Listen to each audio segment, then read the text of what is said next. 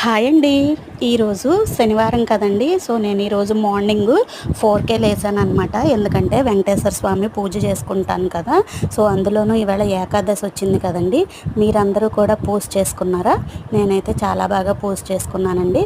చేసుకొని తర్వాత పిల్లలైతే స్కూల్కి అయితే పంపించేసి నేను టిఫిన్ చేసేసి షాప్కి అయితే వెళ్ళిపోయానండి.